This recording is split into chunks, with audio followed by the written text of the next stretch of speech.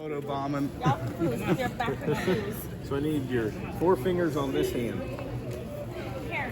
Yep. So we're gonna keep your thumb down here. There you go. Ready? Yeah. Push down. Push. And what made you want to come down today? We've done this every year since they started it at our old school district.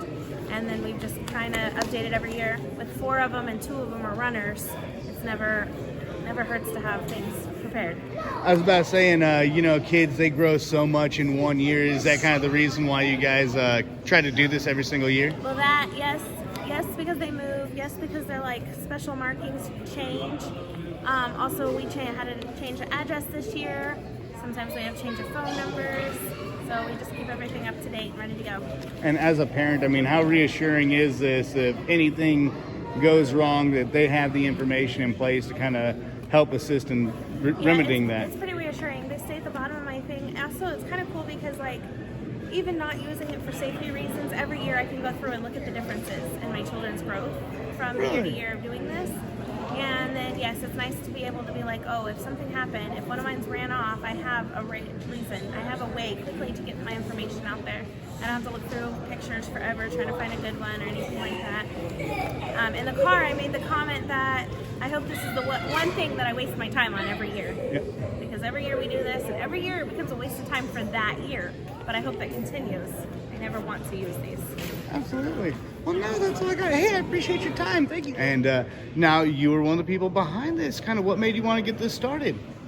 I just feel like with all the cases that we work involving children, a lot of times when a child is abducted or goes missing, the last thing a parent thinks about is, how do I find updated photos or any information about the kids? Like, they're distraught and it's hard for them to come up with that information. This helps us have all the information ahead of time in a nice little packet, and then that's one less stress for the mom and a expedited process for the law enforcement agency helping. And what gave you the idea to do this? Did you just see other law enforcement doing this, or? Actually, way before I became into law enforcement, they hosted an event, I believe in Independence, when I was down there visiting family, and I took my child to it. So when I became a law enforcement officer, I was like, I think I really want to get involved with that aspect of it. And I looked it up and contacted Kirk Thompson with the Mason Lodge, and it just snowballed into this great event for the community. I was about to say, now how many people have you served so far? I believe it was early on and I heard 15, but it's been a little later than that since then. If I had to guess, we were somewhere between 30 and 40. We had people showing up at 9 a.m. this morning when we were still setting up and getting trained on what we need to do as volunteers. Goodness gracious. Now, I see you're taking their fingerprints. Is it DNA too, or how's this work? Unfortunately, due to COVID, we're not actually doing the bite weight for the DNA, but that is something that the parents can take home, and they've been instructed on how to do that. It's in their packet. So they're doing photograph,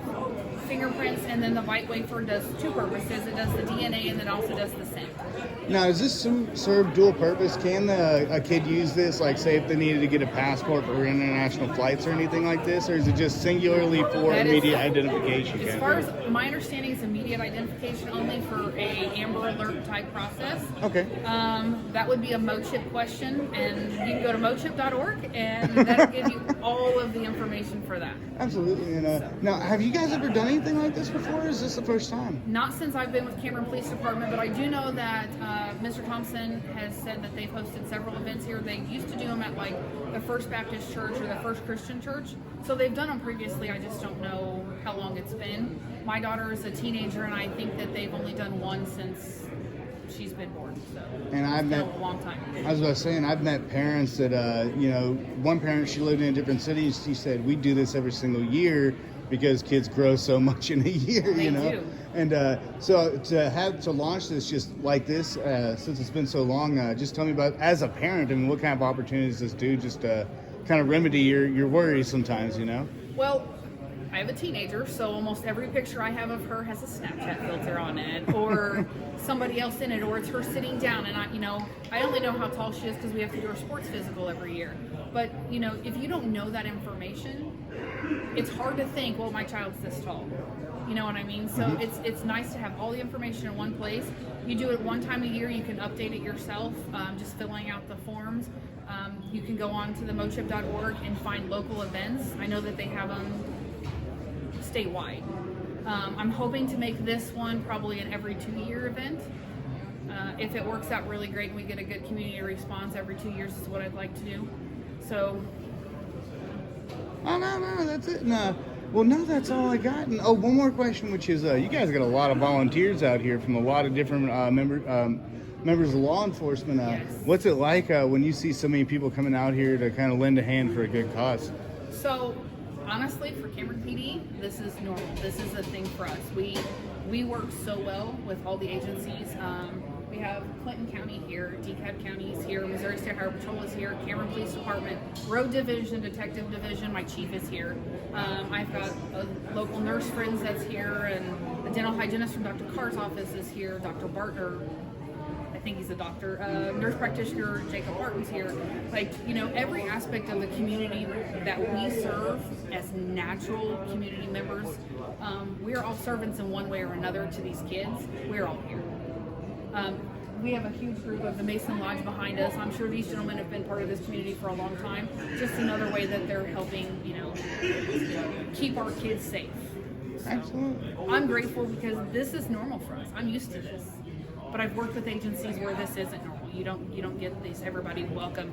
I mean, we had so many volunteers, a couple of them were able to go back to the road and do their just daily job routines, which is nice. You don't normally have too many volunteers. Yeah. Well, no, that's all I got. Hey, I appreciate you. Is there anything else you'd like to add? Anything I might have missed out? No, I just want to thank all my volunteers for coming together, Walmart for donating, the YMCA for donating, Cameron Ambulance for being here, just everybody that helped make this an event. If anything happens to a child, it's because of everybody here that child has a likelihood of being able to be located safely, and that's our ultimate goal.